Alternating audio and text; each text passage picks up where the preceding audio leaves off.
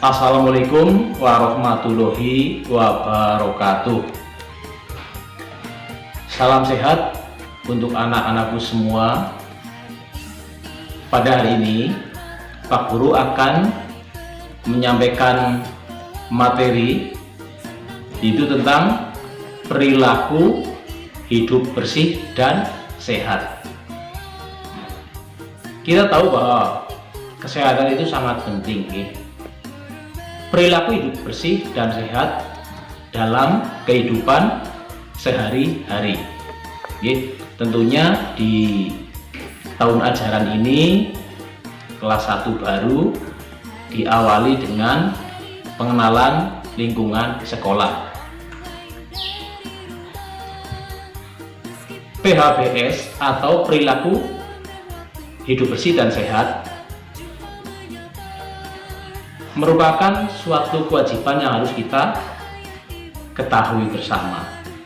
Sedangkan pengertian PHBS adalah semua perilaku kesehatan yang dilakukan karena kesadaran pribadi, sehingga keluarga dan seluruh anggotanya mampu menolong diri sendiri pada bidang kesehatan serta memiliki peran aktif dalam aktivitas di masyarakat. Penerapan perilaku hidup bersih dan sehat sudah seharusnya menjadi kebiasaan sehari-hari. Meski terkesan sederhana, pada kenyataannya masih banyak orang yang kurang memperhatikan pentingnya perilaku hidup bersih dan sehat. Padahal itu adalah untuk kesehatan diri sendiri, keluarga, dan lingkungan sekitar. Jadi kita harus benar-benar tahu bagaimana kita harus berperilaku hidup bersih dan sehat, anak-anakku. Perilaku hidup bersih dan sehat mencakup beberapa indikator atau hal-hal sebagai berikut. Pertama, kita harus mencuci tangan dengan sabun dengan air mengalir. Kemudian yang kedua adalah menggunakan toilet untuk buang air besar maupun kecil dan menjaga kebersihannya. Kemudian menggunakan air yang bersih. Kalau adik-adik membersihkan tangan pakai air yang bersih. Kemudian mengonsumsi makanan sehat dan bersih, termasuk sayur dan buah-buahan, apalagi untuk dikonsumsi. Itu sangat penting diperhatikan kebersihannya. Kemudian kita juga harus menjaga kebersihan diri dengan cara mandi, memotong kuku rajin, yang panjang tentunya, yang kotor biasanya. Kemudian dibiasakan menyikat gigi 2 kali sehari. Kemudian yang penting lagi, kita harus memberantas jentik nyamuk. Di lingkungan kita tahu ada kaleng-kaleng bekas yang berserakan, tentunya untuk sarang nyamuk. Nah, itu untuk kita bersihkan. Kemudian kita juga berolahraga secara rutin. Setiap pagi kita minimal jalan. Itu juga termasuk perilaku hidup bersih dan sehat.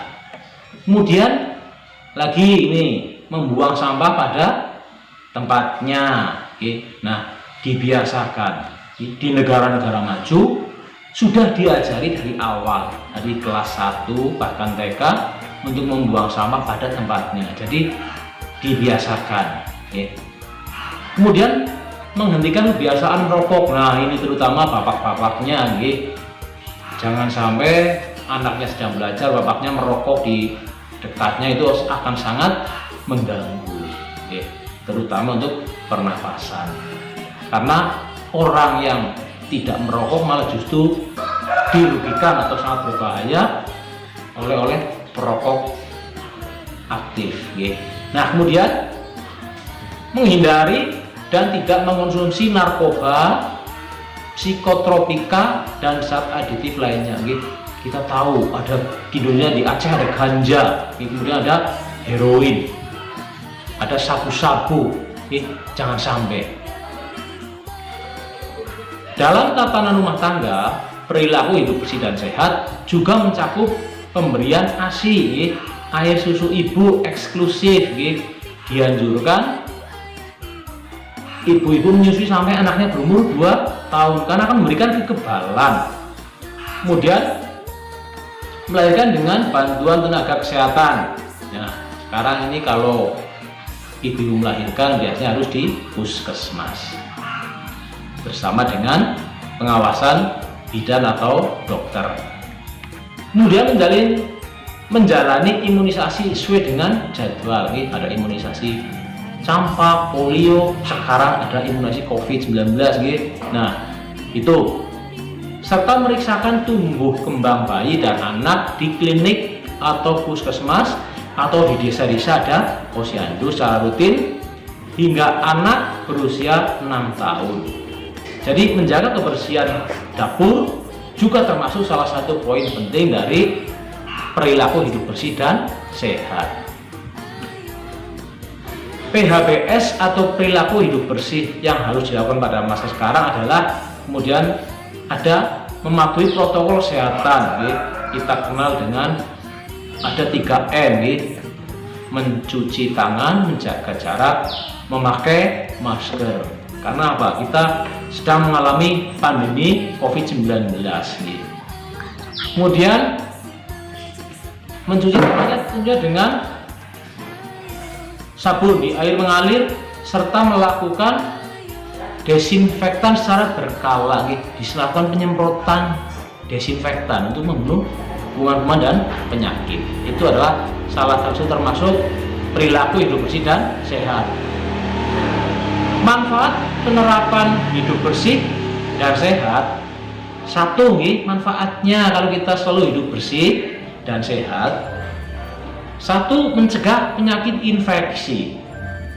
Dengan membiasakan diri hidup bersih dan sehat, Anda akan terhindar dari berbagai virus, bakteri, jamur, dan parasit. Kemudian yang kedua, manfaatnya adalah mendukung produktivitas. Badan yang sehat dan lingkungan yang bersih akan mendukung kelancaran proses belajar mengajar, bekerja, dan kegiatan yang lainnya. Selain itu, Anda pun akan menjadi lebih nyaman dan bersemangat dalam beraktivitas. Yang ketiga adalah mendukung tumbuh kembang anak. Manfaatnya kalau kita hidup bersih dan sehat, jelas. Dengan kebersihan yang terjaga, anak-anak akan terlindungi dari kuman, penyakit. Hal ini dapat menjadi faktor penting guna mendukung kesehatan dan tumbuh kembang anak sejak usia dini. Kemudian manfaat yang keempat, melestarikan kebersihan dan keindahan lingkungan. Setiap anggota masyarakat perlu menerapkan kebiasaan perilaku hidup bersih dan sehat untuk menjaga kebersihan lingkungannya. Cukup paham anak-anak semuanya tentang perilaku hidup bersih dan sehat. Kemudian hal yang bisa dilakukan dengan cara tidak membuang sampah sembarangan. Nah, itu penting sekali. Nanti kamu di sekolah harus latihan disiplin membuang sampah di tempat sampah. Nanti dipisahkan ada sampah organik dan sampah non organik. Kemudian tidak buang air kecil dan buang air besar di sungai. Dilarang, tidak boleh. Serta melakukan penghijauan dengan menanam pohon di sekitar rumah. Ya, kita manfaatkan lahan yang ada untuk menanam tumbuhan supaya lingkungan sekitar rumah tetap hijau. Di beberapa daerah di Indonesia, terutama di bagian pelosok, penerapan perilaku hidup bersih dan sehat mungkin masih memiliki banyak kendala. Kendala tersebut umumnya berkaitan dengan ketiadaan air, air bersih tentunya. Setelah kita tahu bahwa di daerah Gunung Kidul, Yogyakarta, kalau musim kemarau susahnya minta ampun mencari air bersih. Kemudian fasilitas sanitasi dan pelayanan kesehatan yang belum memadai di daerah-daerah terpencil itu, fasilitas kesehatan belum terpenuhi. Berbahagialah kalian yang ada di sini, anak-anakku. Kemudian Namun kendala tersebut tidak hanya ada di daerah pelosok. Oke. Meski layanan kesehatan dan akses informasi di perkotaan lebih mudah dijangkau, masih banyak masyarakat perkotaan yang belum sadar akan pentingnya perilaku hidup bersih dan sehat. Terbukti masih ada orang-orang yang membuang sampah sembarangan. Ada yang membuang sampah di sungai, dibuntel-buntel dengan plastik, kemudian dilempar di sungai. Lah itu sangat memprihatinkan. Nah, itu jangan dicontoh. Nah, itulah beberapa pengertian tentang perilaku hidup bersih dan sehat yang harus kita pahami bersama, sehingga nanti anak-anak Indonesia seperti kamu menjadi generasi yang sehat, kuat. Nah, pesan yang ingin disampaikan dari Bapak Guru, penerapan hidup bersih dan sehat mendatangkan banyak manfaat bagi kesehatan Anda, untuk kamu semuanya, keluarga, dan lingkungan sekitar. Oleh karena itu, terapkan perilaku bersih dan sehat, mulai dari diri sendiri. Jika masih memiliki pertanyaan seputar pentingnya hidup bersih dan sehat, jangan ragu untuk berkonsultasi dengan dokter, tentunya di puskesmas terdekat ataupun tenaga kesehatan yang lain.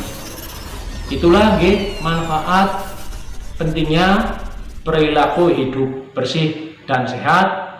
Mari kita laksanakan dalam kehidupan nyata.